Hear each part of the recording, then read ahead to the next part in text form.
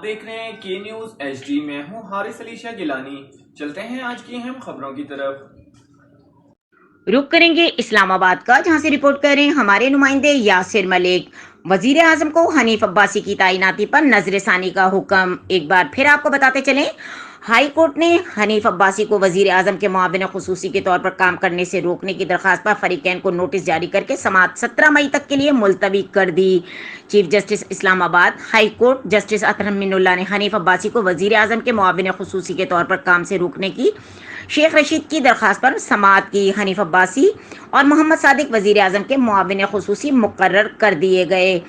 درخواست کی سماعت کے دوران چیف جسٹس اسلام آباد ہائی کورٹ جسٹس اطہر امین اللہ نے درخواست گزار شیخ رشید کو روسٹرم پر بلایا. پی ٹی آئی کا شاید عدالتوں پر اعتماد نہیں ہے. چیف جسٹس اطہر امین اللہ نے ریمارکس دیے کہ پی ٹی آئی کا شاید عدالتوں پر اعتماد نہیں ہے. پھر شیخ رشید سے سوال پوچھا کہ اگر آپ کا عدالت پر اعتماد ہے تو یہ عدالت سنے گی.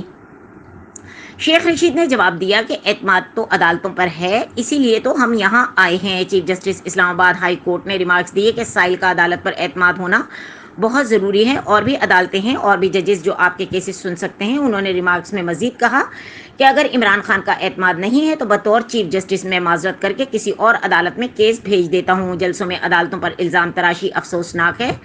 چیف جسٹس اطہر امین اللہ نے کہا کہ جلسوں میں کہا جاتا ہے کہ عدالتیں آزاد نہیں ہیں، سیاسی بیانیے بنائے جاتے ہیں کہ عدالتیں کسی کے کہنے پر کھلتی ہیں.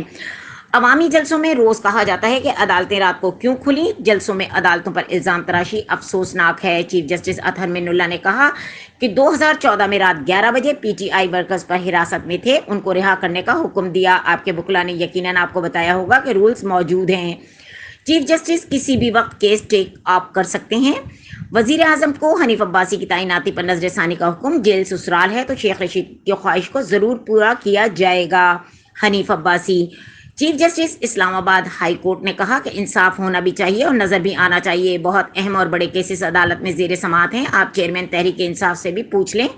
اگر انہیں اعتماد نہیں تو ہم نہیں سنتے. اس عدالت میں لاپتہ افراد بلوچ اسٹوڈنٹس کے کیسز ہیں. عوام کا اعتماد خراب نہ کریں.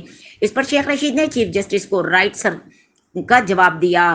عدالت نے درخواست میں وفاق کو بذریعہ سیکرٹری کابینہ ڈویژن میں حنیف عباسی کو نوٹسز جاری کر دیے. مزید خبروں اور اپڈیٹس کے لیے ہمارے ساتھ رہیے گا. تب تک کے لیے اپنا خیال رکھیے گا. اللہ حافظ.